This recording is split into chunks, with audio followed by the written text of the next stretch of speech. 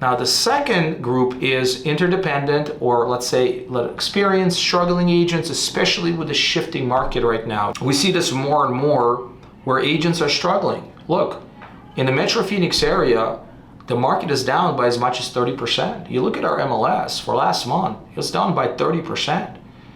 You know, we're talking to the agents on a daily basis, and most of the agents are struggling. I was talking to a high producing agent that did $17 million last year. She's been in business for 20 years. She's only doing $7 million this year. From 17 million to 7 million. That's a huge drop.